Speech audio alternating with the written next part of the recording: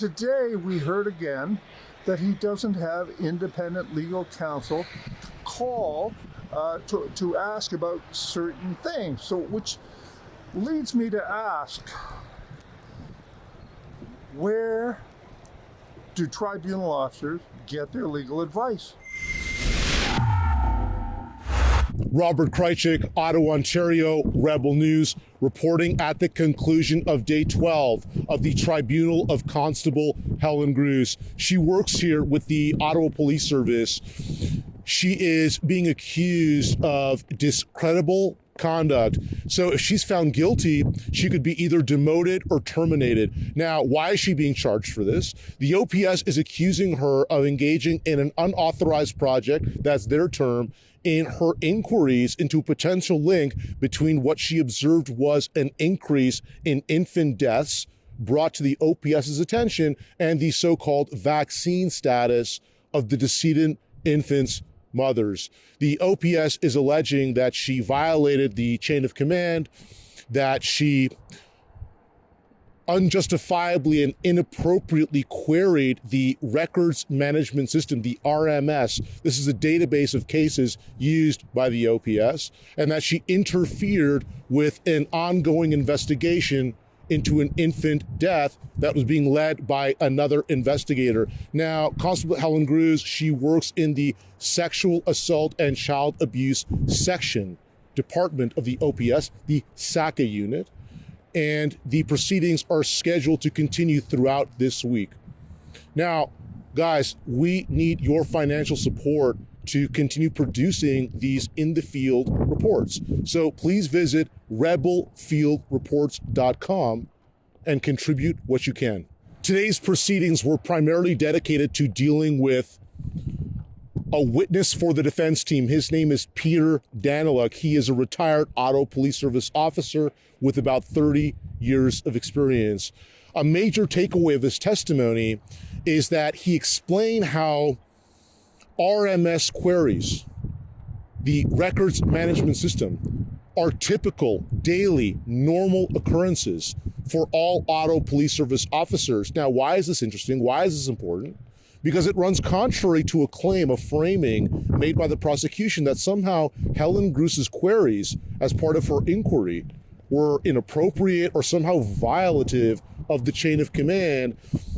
He also elaborated on a sort of ad hoc hierarchy, a chain of command that occurs within police officers that allows for the avoidance, the minimization, the reduction of micromanagement that he said, if allowed to occur, would paralyze the Ottawa Police Service's ability to engage in its primary role of law enforcement. Peter Daniluk also praised Helen Grus's professional conduct. He said she was a remarkable officer. That's a quote. He also said she was stoic and resilient.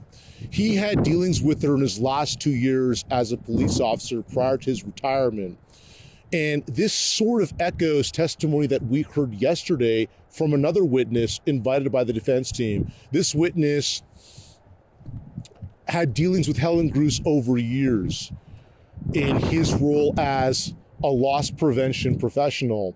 And he also praised Helen Grus's professional conduct, saying that police departments across Canada need more officers like her. He also said that she was always very ready and willing to assist others and always ready to listen and hear people's sides of their stories.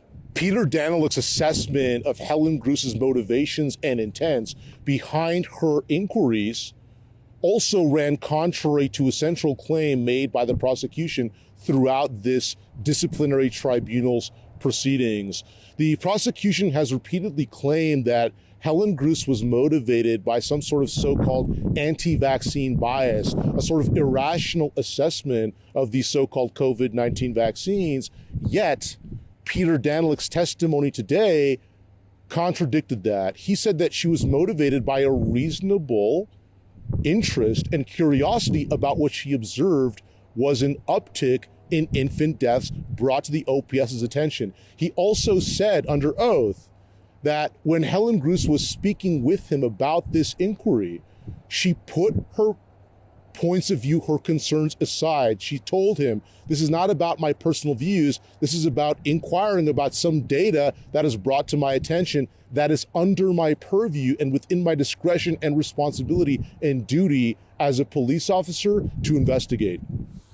So I'm here with Donald Best, professional colleague who's been here in the proceedings across the entire process of this tribunal of Constable Helen Grus. Now, Donald, you were telling me about, we were discussing the lack of a legal pedigree on Chris Renwick's side. He is the tribunal officer, the de facto judge over these proceedings, and you were sharing something interesting with me. Why don't you share that with our audience? Well, first of all, Chris Renwick, let's remember who he is.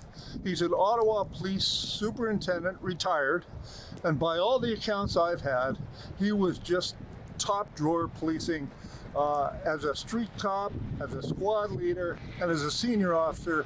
Nobody has anything to say about him other than praise. So he was a good leader, a damn good cop, and but as a tribunal officer, he's had absolutely no legal training. And he admits that, and he admitted it today, and he's admitted it several times.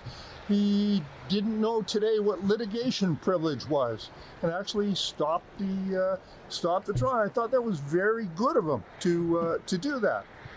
So the question is, though, several times now we have seen and heard that he has said that he doesn't know how to deal with this or that, and today we heard again that he doesn't have independent legal counsel to call to ask about certain things. So, which leads me to ask,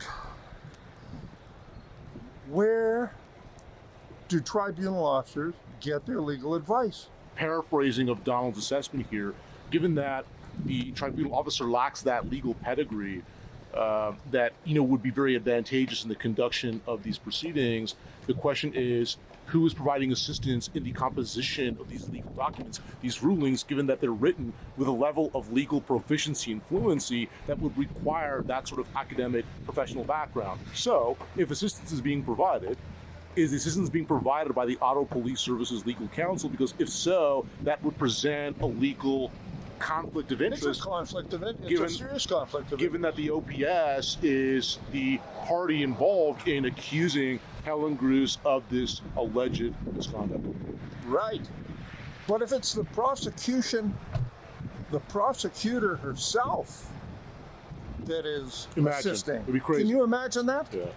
Well, look, the prosecutor herself is an employee of the legal department of the Ottawa Police Service. So We'll see. Where's the independent legal advice? Dear Rebel News audience, if you value our in the field reports, please contribute to help us continue these operations. Visit rebelfieldreports.com and help us out if you can.